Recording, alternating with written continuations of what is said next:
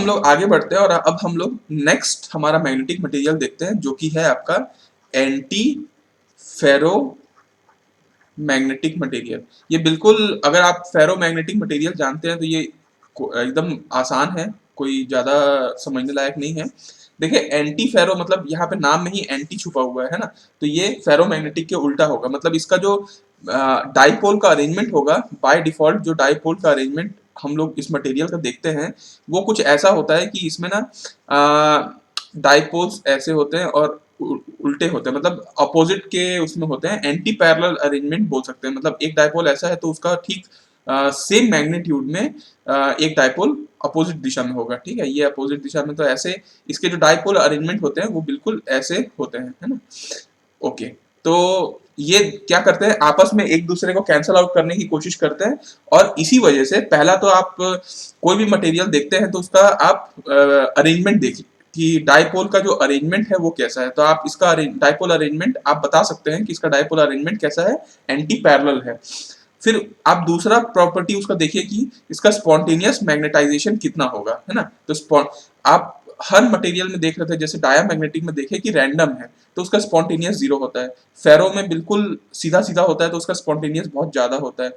वैसे ही इसमें spontaneous magnetisation इसका 0 होगा, क्योंकि ये एक दूसरे को कैंसल आउट करता है। इसका मतलब ये है कि जब अपन हिस्टैरिसीस कर्व में अपन जाएंगे वापस, जब जाते जाएंगे, मतलब अगर ये जो फील्ड है हमारा उसको हम कम करते चले जाएंगे तो ये ऐसा रुक नहीं जाएगा, यहाँ पे स्पॉन्टेनियस नहीं बनाएगा, ये वापस अपना 0 पे आ जाएगा, क्योंकि इसका स्पॉन्टेनियस मैग्नेटाइजेशन कुछ नहीं होता। मतलब जब हम इलेक्ट्रिक फील्ड को वापस ले आते हैं, मैग्नेटिक फील्ड को, तो हमारा ये कोई मैग्नेटाइजेशन इसके अंदर रहता नहीं है, है ना। तो ये बात को आप स्पेशली ध्यान दीजिएगा स्पॉन्टेनियस मैग्नेटाइजेशन का।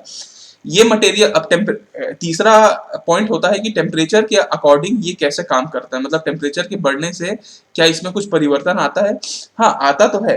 ये एक पर्टिकुलर टेम्परेचर तक अपना एंटी फेरोमैग्नेटिक की तरह शो करता है, और उस पर्टिकुलर टेम्परेचर के बाद वो शो करता है एंटी फेरो सॉरी आपका पैरामैग्नेटिक की तरह, है ना। मतलब आपका एक पर्टिकुलर टेम्परेचर के पहले तक ये बिल्कुल अपने प्रॉपर्टी शो कर रहा था, एंटी फेरो की प्रॉपर्टी शो कर रहा था, लेकिन एक पर्टिकुलर टेम्परेचर के बाद ये पैरामैग्नेटिक की तरह शो करने शुरू कर देता है। और इस पर्टिकुलर टेम्परेचर को क्या बोलते हैं, कोई बता सकता है क्या? हर हर मटेरियल में क्यूरी टेम्परेचर नहीं होता। इस टाइप के मटेरियल में, एंटी फेरो मैग्नेटिक मटेरियल में जो टेम्परेचर है उस टेम्परेचर का नाम नील टेम्परेचर है।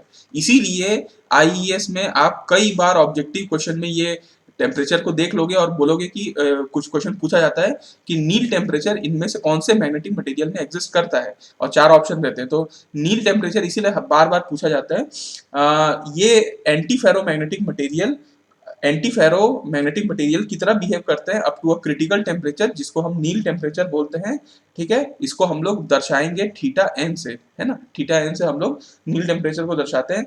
दिस टेम्परेचर के बाद वो पैरामैग्नेटिक की तरह शो करना शुरू कर देता है। ठीक है, लेकिन अब मुद्दे की बात यह है कि नील टेम्परेचर के बाद, जैसे नील टेम्परेचर के पहले तो ये बिल्कुल अपना क्यूरी लॉ फॉलो करता रहता था, जैसे नील टेम्परेचर के बाद ये जो मैग्नेटाइजेशन और फील्ड इंटेंसिटी का जो ग्राफ होता है, अपन जैसे मैग्नेटाइजेशन और फील्ड इंटेंसिटी का जो ग्राफ प्लॉट करते थे, ठीक है, वो आपका बेसिकली क्यूरी वेस्ट लॉ के द्वारा फॉलो होता है। तो क्यूरी वेस्ट लॉ कॉमन है जो सब में होता है। मतलब अगर एक पर्टिकुलर टेम्परेचर के बाद वो किस रिलेशन को गवर्न करता है, अगर कोई पूछेगा तो आपको हमेशा ये याद रखना चाहिए कि ये क्यूरी वेस्ट लॉ को फॉलो करता है। मतलब मैग्नेटाइजेशन, और अगर अपन आपका इंटेंसिटी की अगर अपन बात करें, है ना, इंटेंसिटी और आप इसको यहाँ पे ले लीजिए, चलिए यहाँ पे H और यहाँ पे M है, सॉरी।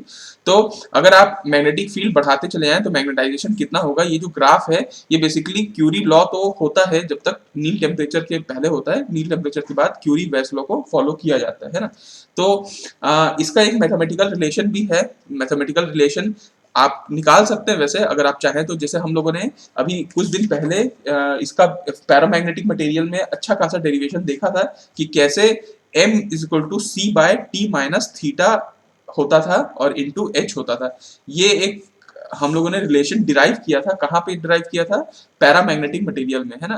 तो आपको पता है कि वैसे ये जो एंटी फेरो है ये नील टेम्परेचर के बाद वैसे भी पैरामैग्नेटिक की तरह ही बिहेव करने लगता है, तो यही रिलेशन ऑब्वियसली फॉलो होगा, बस यहाँ पे नील टेम्परेचर आ जाएगा। तो यहाँ पे हम इस रिलेशन को लिख देते हैं कि जो क्यूरिट नील टेम्परेचर के बाद जो रिलेशन फॉलो होता है वो C/T प्लस, यहाँ पे ये जो थीटा है ना ये एक्चुअली नेगेटिव में रहेगा, क्योंकि एक्चुअली ये नील टेम्परेचर है, इसमें हम लोगों ने यहाँ पे माइनस थीटा एन रखा है, तो ये नील टेम्परेचर इसलिए यहाँ पे C/T प्लस थीटा एन हो जाता है एक्चुअली, और यहाँ पे H रहता ही है। तो ये एक्चुअली अगर आपको कोई बोले कि एंटी फेरो मैग्नेटिक मटेरियल का नील टेम्परेचर के बाद जो लॉ फॉलो होता है, रिलेशन होता है magnetisation versus magnetic field intensity का, वो किस मैथमेटिकल रिलेशन को फॉलो करता है, तो आपको ये रिलेशन याद रहना चाहिए, है ना।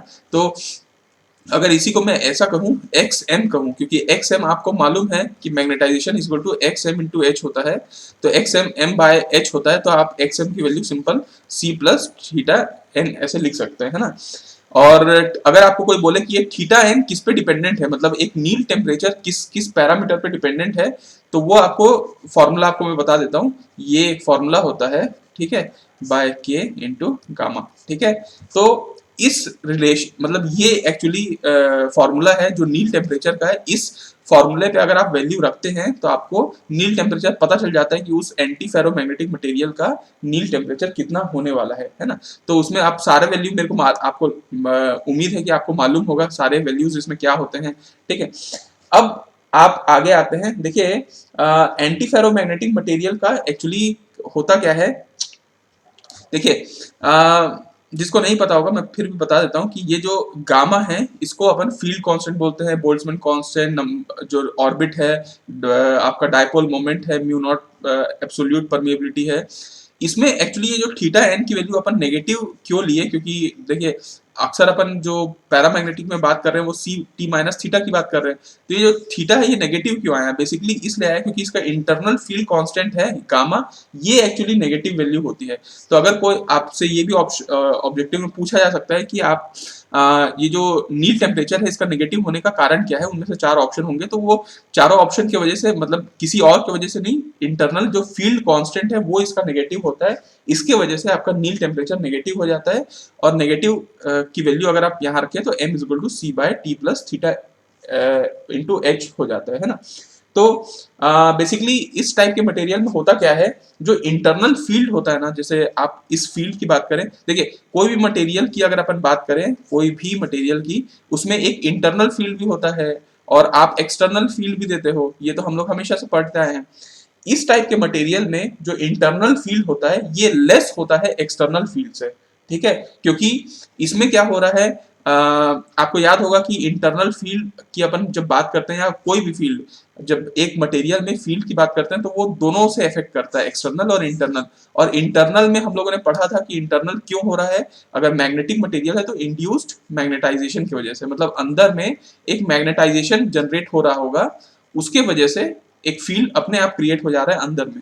तो ये जो इंड्यूस मैग्नेटाइजेशन है बेसिकली आप देखेंगे, क्योंकि ये एंटी पैरेलल है, एक दूसरे के अपोजिट में है, तो यहाँ पे क्या हो रहा है कि मैग्नेटाइजेशन जो इंड्यूस हो रहा है वो भी अपोजिट दिशा में होना शुरू हो जाता है, और उसके वजह से जो इंटरनल फील्ड है ये कम होता चला जाता है, एक्सटर्नल फील्ड बढ़ता। तो इंटरनल फील्ड कम होगा, एक्सटर्नल फील्ड ज्यादा होगा, तो ये जो इंटरनल फील्ड कांस्टेंट है ये नेगेटिव हो जाता है बेसिकली, और इसी वजह से थीटा एन नेगेटिव हो जाता है, और उसके वजह से आपका XM की वैल्यू ये आती है, ठीक है। तो अब अगर आप मेरे को ये भी पूछे कि सर ऐसे कोई मटेरियल आप बता सकते हैं क्या जो एंटी फेरो है, मतलब हम मार्केट में जाएं और बोले कि ये मटेरियल दे दीजिए तो हमको मिल जाए कि ये एंटी फेरोमैग्नेटिक है, तो आप बोल सकते हैं भाई मैंगनीज ऑक्साइड, अगर आप चाहें तो मैंगनीज ऑक्साइड बिल्कुल एक एंटी फेरोमैग्नेटिक मटेरियल है, जिसमें आपको दिखेगा कि, मतलब दिखेगा इन द सेंस कि वो महसूस होगा कि जो अरेंजमेंट है वो बिल्कुल एंटी पैरेलल है। आप MnO2 भी कर सकते हैं, मैंगनीज डाइऑक्साइड भी आप ले सकते हैं, ठीक है।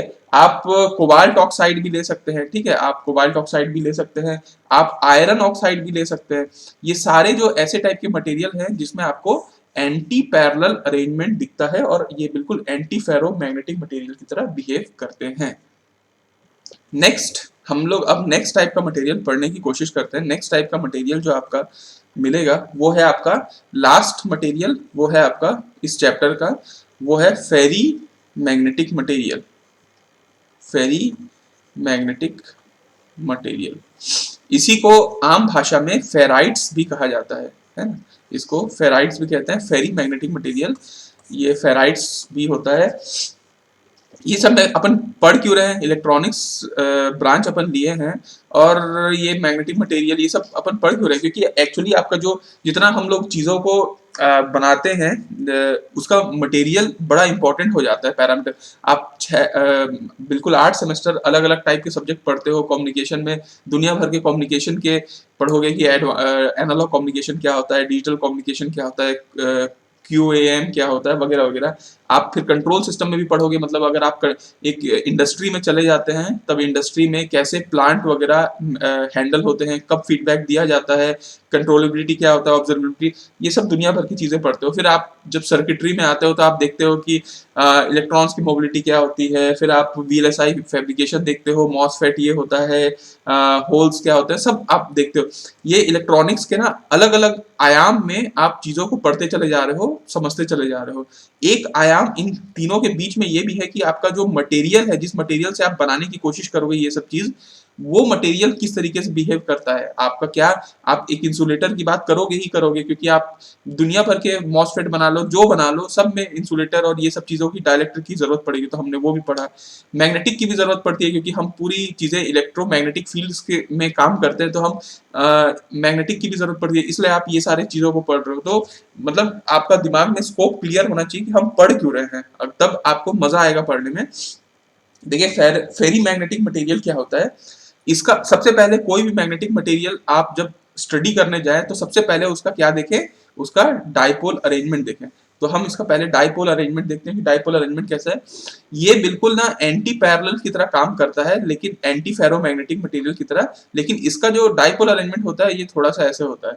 मतलब अगर आप ऐसे देखें तो ये थोड़ा ऐसे होगा, ऐसे देखें तो ये कुछ ऐसे होगा। मतलब आप बोल सकते हैं कि इसका जो एंटी पैरेलल अरेंजमेंट है, इसका जो अरेंजमेंट है वो कैसा है, एंटी पैरेलल है ना। तो एंटी पैरेलल आप इसको बोल सकते हैं, लेकिन equal and opposite dipole moment नहीं है, आप इसको unequal and opposite dipole moment जरूर बोल सकते हैं ना। तो डाइपोल जो मोमेंट होता है वो इन लोगों का अनइक्वल होता है, क्योंकि दोनों आपस में अलग अलग दिशा में हैं, ठीक है। दूसरी, आप कोई भी मैग्नेटिक मटेरियल की बात करते हैं तो उसके स्पॉन्टेनियस मैग्नेटाइजेशन की बात करते हैं। तो देखिए स्पॉन्टेनियस मैग्नेटाइजेशन इसका जो होता है, आप खुद समझ सकते हैं कि इसका स्पॉन्टेनियस मैग्नेटाइजेशन कुछ तो होगा, क्योंकि ये वैल्यू बराबर तो नहीं है ना, तो एक दूसरे पूरा कैंसिल आउट तो नहीं करेगी। मान लो ये 5 रुपया है, ये 3 रुपया है, तो आखिर में 2 रुपये तो बच जाएगा ना। तो इसका स्पॉन्टेनियस मैग्नेटाइजेशन कुछ होगा, मतलब it is not equal to 0, ये तो आप मान सकते हैं, लेकिन बहुत ज्यादा नहीं होगा, इट इज नॉट वेरी ज्यादा। लेकिन ये पॉजिटिव आप बोल सकते हैं और लार्ज भी बोल सकते हैं, लेकिन जैसे फेरोमैग्नेटिक मटेरियल का वेरी लार्ज होता था वैसा नहीं है, ये सिर्फ लार्ज आप इसको इसकी उपाधि दे सकते हैं, ठीक है। तीसरा, हम जब कोई भी प्रॉपर्टी देखते हैं तो हम ये देखते हैं कि ये मटेरियल की खास बात क्या है। मतलब अगर हम इस मटेरियल की बात देखें कि ये मटेरियल की कोई अच्छी बात है क्या जो हम इस चीज को पढ़ रहे हैं, तो आप यहाँ पे देख सकते हैं कि भैया इस मटेरियल की एडवांटेज ये है कि ना इसमें ना रेजिस्टिविटी, आपको पता है रेजिस्टिविटी क्या होता है? आई होप आप लोगों को कंडक्टिविटी और रेजिस्टिविटी पता होगा। कोई बता सकता है क्या रेजिस्टिविटी क्या होता है? अगर आपको कंडक्टिविटी पता है कि किसी मान लीजिए करंट फ्लो हो रहा है, तो वो कितना उसमें क्या बोलते हैं, नंबर ऑफ इलेक्ट्रॉन कितने हैं, ठीक है, और उसकी मोबिलिटी कितनी है, वो सब आप कंडक्टिविटी के लिए डिफाइन कर सकते हैं। रेजिस्टिविटी के लिए rho R is equal to actually होता है रो एल बाय ए, है ना। रेजिस्टेंस एक्चुअली होता है रेजिस्टिविटी इंटू आपका जो लेंथ ऑफ द कंडक्टर जो होगा और जो भी आपका एरिया होगा, है ना। तो आप रो रेजिस्टिविटी को आप ये बोल सकते हैं R into A by length, है ना। ये आप रेजिस्टिविटी को बोल सकते हैं basically. Resistivity resistance into area by length होता है, अच्छी बात है। तो रेजिस्टिविटी, कोई भी मटेरियल की रेजिस्टिविटी कुछ ना कुछ तो होगी। इस मटेरियल की ना ये फेराइट्स की जो रेजिस्टिविटी होती है, ये प्रॉपर्टी आप याद रखिएगा, फेराइट्स की रेजिस्टिविटी जो होती है वो बहुत हाई होती है, ठीक है। रेजिस्टिविटी हाई होने से, और ये मतलब फेरोमैग्नेटिक मटेरियल के कंपैरिजन में तो बहुत ही हाई होती है, और इसी प्रॉपर्टी के होने से अगर आपको याद होगा कभी आप लोग बी ट्रिपल ई वगैरह सब्जेक्ट पढ़े होंगे तो आप ये टॉपिक पढ़े थे क्या, एडी करंट लॉस, कभी इसका नाम सुने हो? एडी करंट लॉस एक प्रकार से सरफेस लॉस भी अपन कह सकते हैं। सरफेस में जो करंट फ्लो होता है उसके वजह से जो लॉसेस होती हैं वो आपका एडी करंट लॉस कहलाता है। अच्छी बात है, अगर हम एडी करंट लॉस तो हो ही रहा है, मतलब अगर किसी सरफेस में करंट फ्लो होगा तो एडी करंट लॉस होगा, तो क्या हम उस सरफेस को ऐसा बना सकते हैं क्या जो जिसकी रेजिस्टिविटी ज्यादा हो तो करंट वहां फ्लो कम होगा तो एडी करंट लॉस कम होगा? तो अल्टीमेटली कहीं ना कहीं हम फेराइट्स की प्रॉपर्टी को यूज कर सकते हैं कि फेराइट की में ऐसी प्रॉपर्टी है जो रेजिस्टिविटी उसकी ज्यादा होती है। तो क्यों ना अपन इसको यूज कर लें। तो आप लोगों को मैं बता देता हूं कि कभी भी ट्रांसफॉर्मर, ठीक है, कोई भी ट्रांसफॉर्मर आप देख लीजिए, ठीक है, या फिर आप इंडक्टर देखते हैं तो इंडक्टर का कोर आप देख लीजिए, ये सब में एडी करंट लॉस की बहुत परेशानी होती है। और इस परेशानी को दूर करने के लिए ही जब इनका कंस्ट्रक्शन किया जाता है तो इसको फेराइट मटेरियल से बनाया जाता है ताकि एडी करंट लॉस हमारा कम हो सके। तो इसलिए ये क्वेश्चन इतना ही बार आपके ईएस में पूछा जा चुका है कि भैया फेराइट्स को मतलब एडी करंट लॉस को कम करने के लिए कौन से टाइप के मैग्नेटिक मटेरियल यूज किया जाता है। तो आपके चार ऑप्शन रहते हैं, फेराइट्स ही एक ऐसा मटेरियल है क्योंकि सारे लोगों से सबसे ज्यादा ये रेजिस्टिविटी इसका ज्यादा होता है और ये इसी वजह से एडी करंट लॉसेस को कम करने में मदद करता है। तो ये क्वेश्चन पूछा जाता है कि विच of the following material is used for the construction of transformer and inductor के कोर, ट्रांसफार्मर और इंडक्टर के जो कोर होते हैं उनको हम कंस्ट्रक्शन करने के लिए फेराइट मटेरियल का इस्तेमाल किया जाता है। फेराइट्स की कुछ और भी प्रॉपर्टी होती है उसको हम लोग यहाँ पे देखते हैं, जैसे कि फेराइट्स में पहली बात तो आपको ये याद रखना है कि जो रेजिस्टिविटी होती है वो सब बहुत ज्यादा होती है ना, रेजिस्टिविटी अच्छी खासी होती है। इसके वजह से अगर आप इसकी एक प्रॉपर्टी देखें कि इसकी जो एडी करंट लॉस होती है वो भी कम होती है, तो ये भी एक प्रॉपर्टी आप यहाँ पे देख सकते हैं, है ना। तीसरी फेराइट की प्रॉपर्टी में जो डाई इलेक्ट्रिक लॉस होता है ना, dielectric loss, dielectric loss समझ रहे ना आप, मैं यूनिट 2 में भी पढ़ा चुका हूँ डाइलेक्ट्रिक लॉस क्या होता है ना। तो डाइलेक्ट्रिक लॉस बेसिकली इसमें इस टाइप के मटेरियल में डाइलेक्ट्रिक लॉस भी बहुत कम होता है, तो ये भी अच्छी बात है कि हम लोगों को लॉसेस कम मिला। अगर आप परमिएबिलिटी की बात करें, परमिएबिलिटी तो आप समझते होंगे, परमिएबिलिटी का मतलब क्या होता है, जितना मैग्नेटिक फील्ड अंदर घुस पाए वो परमिएबिलिटी है। तो ऑब्वियसली भाई ये मैग्नेटिक मटेरियल है तो इसकी परमिएबिलिटी ज्यादा ही होनी चाहिए, कम होगी तो ये फिर मैग्नेटिक मटेरियल की तरह बिहेव कैसे करेगा। तो परमिएबिलिटी इसकी ज्यादा होनी चाहिए, ठीक है, हाई परमिएबिलिटी होनी चाहिए। उसके बाद इसका क्यूरी टेम्परेचर, जैसे मैं आपको बोल रहा था कि टेम्परेचर के वजह से इसमें प्रॉब्लम तो आएगी ही आएगी, लेकिन इसका जो क्यूरी टेम्परेचर होता है वो बहुत ज्यादा होता है। तो अच्छा है, बहुत ज्यादा टेम्परेचर तक आप इसको बिल्कुल फेराइट की तरह काम करा सकते हैं। इसका अगर आप डाइलेक्ट्रिक कांस्टेंट की बात करेंगे, डाइलेक्ट्रिक कांस्टेंट एप्सिलॉन, ये भी काफी ज्यादा होता है, अच्छा होता है, तो इसी वजह से डाइलेक्ट्रिक लॉस भी कम होता है। तो ठीक है, ये सारी प्रॉपर्टी फेराइट्स की होती है। फेराइट्स के बारे में हम लोग थोड़ा सा और पढ़ते हैं कि फेराइट के कितने प्रकार होते हैं, ठीक है। मतलब अगर हम लोग फेराइट्स को क्लासिफिकेशन करके देखें कि फेराइट्स के कितने प्रकार होते हैं, तो मैं आपको पहले तो आपको ये बताना चाहूंगा कि फेराइट 4 प्रकार का होता है। एक अगर अपन देखें, एक होता है हार्ड फेराइट, ठीक है, एक होता है सॉफ्ट फेराइट, और एक होता है आपका third rectangular ferrite, rectangular ferrite, और चौथा होता है आपका माइक्रोवेव फेराइट, माइक्रोवेव फेराइट। ये 4 प्रकार के अभी मैं आपको बताने की कोशिश करता हूं। देखिए हार्ड फेराइट क्या होते हैं, हार्ड फेराइट उस मटेरियल को बोलते हैं जिसको आप मैग्नेटाइज, एक बार जैसे मैग्नेटाइज होता है ना तो उसको डीमैग्नेटाइज करना, आप समझ रहे ना, डीमैग्नेटाइज करना मतलब क्या होता है, एक मैग्नेटिक मटेरियल को उसकी चुंबक शक्ति को हटाना।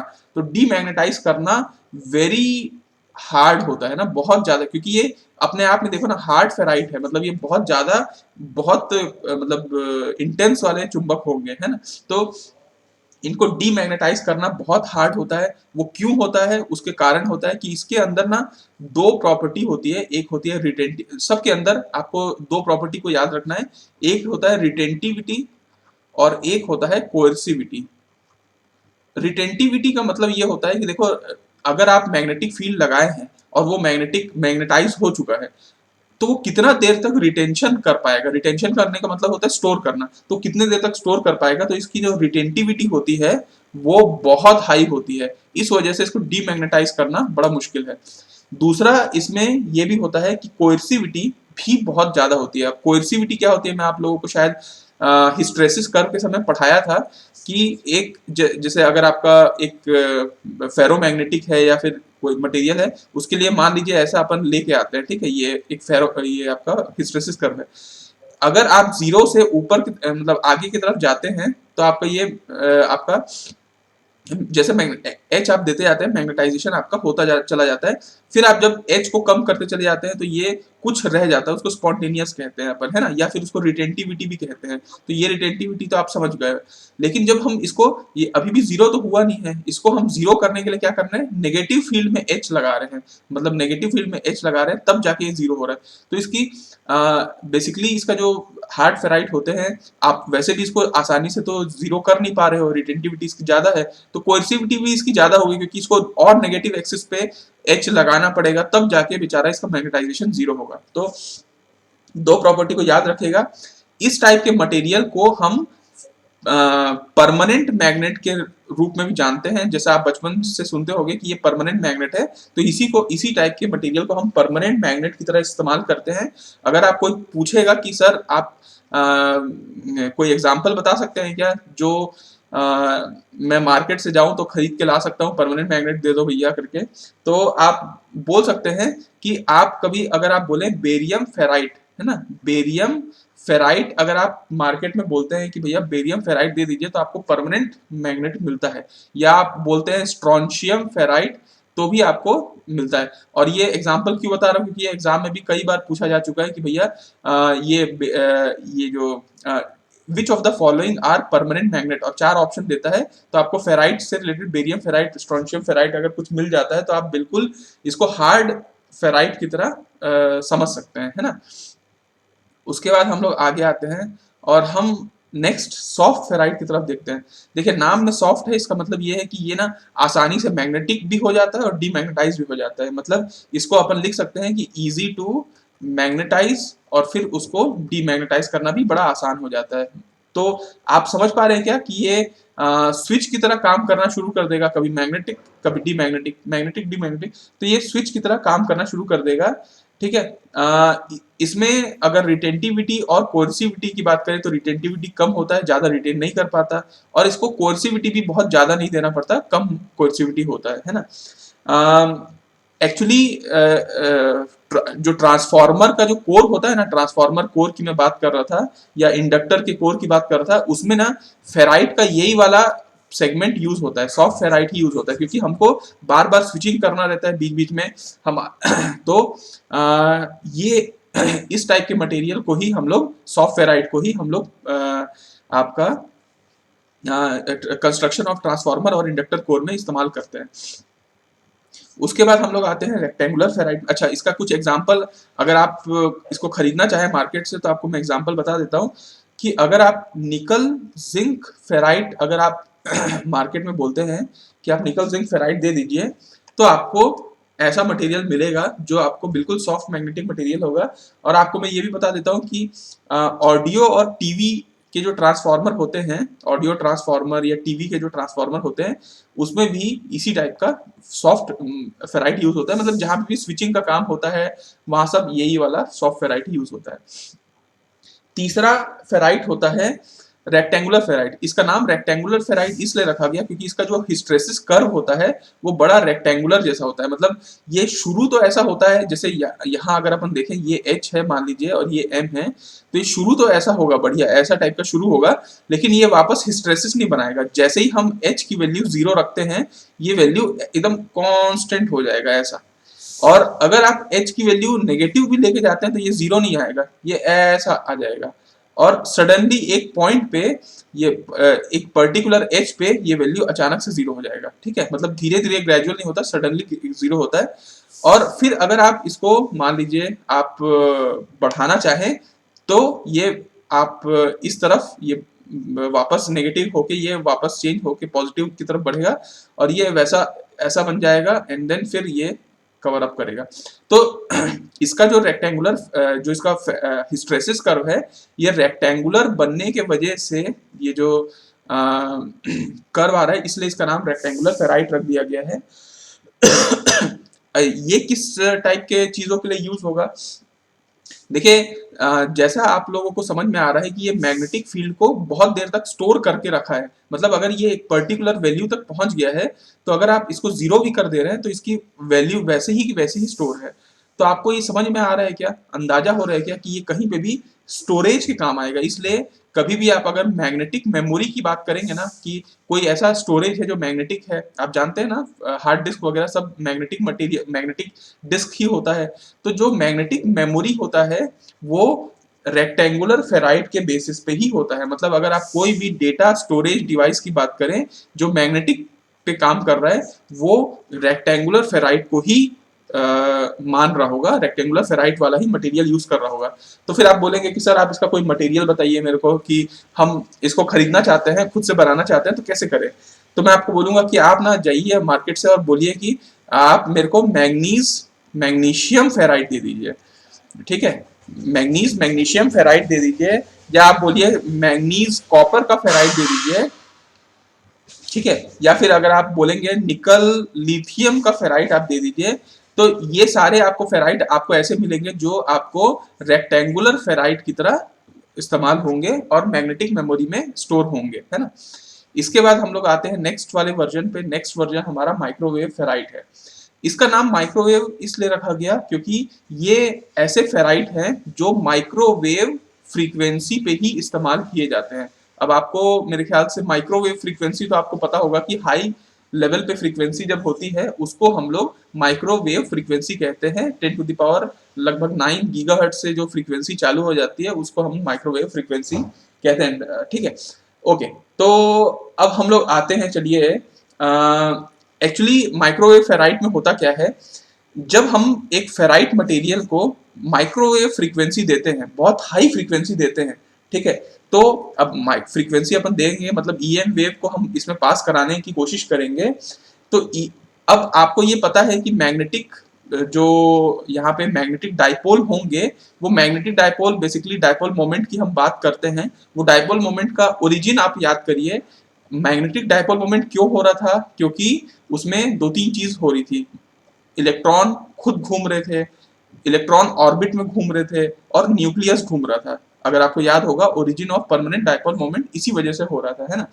तो होता क्या है कि अगर हम एक फेराइट की बात करें, फेराइट को इलेक्ट्रोमैग्नेटिक वेव पास कराते हैं वो भी हाई माइक्रोवेव फ्रीक्वेंसी में, तो आपका ये जो ईएम वेव है ना, ये जो इलेक्ट्रोमैग्नेटिक वेव, ये जो इलेक्ट्रॉन घूम रहा था ना उसको वो इंटरैक्ट करने की कोशिश करने शुरू कर देता है। मतलब इनकी जो इलेक्ट्रोमैग्नेटिक वेव है वो इसके इलेक्ट्रॉन जो घूम रहे होंगे वो इलेक्ट्रॉन को कि घूमने में वो इंटरैक्ट करने की कोशिश करते हैं।